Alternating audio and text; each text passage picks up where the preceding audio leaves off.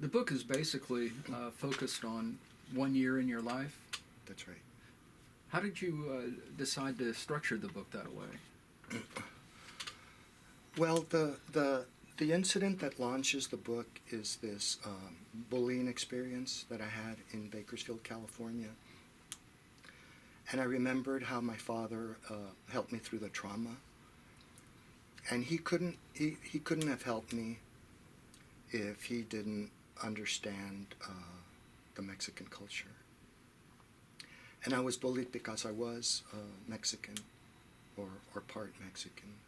We were living in California at the time, and I was the only Latino in my school.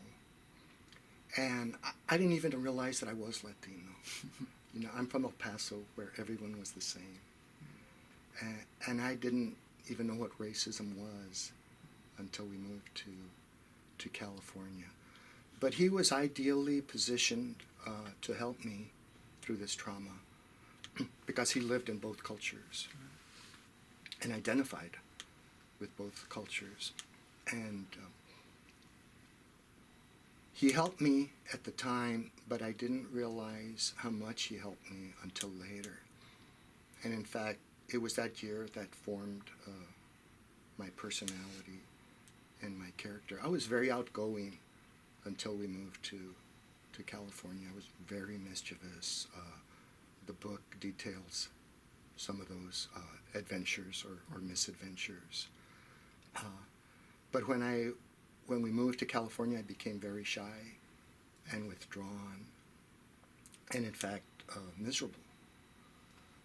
And he helped guide me through that. And I'll never forget, he told me to get lost in the things you love. And one of the things I loved was rock and roll, and specifically the Beatles. And it was 1964, and of course that was the year that the Beatles appeared on the Ed Sullivan Show. And if I don't want to, some of us here remember that year. Yes. That's a good thing about being old or older, is that you got to live through some of those grand experiences. But I don't want to be hyperbolic about it. But if it weren't for my father and the Beatles and the music that the Beatles helped spawn, I'm not sure if I could have made it through that year. Or at least, I'm not sure if I could have made it intact, or at least as intact as I hope I am. So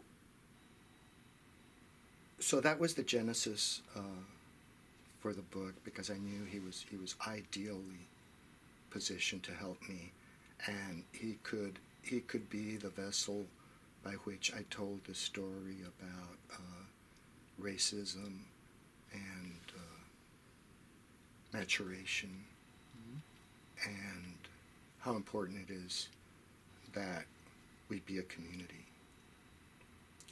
Of course, I didn't realize that at the time, but as I grew older, I did.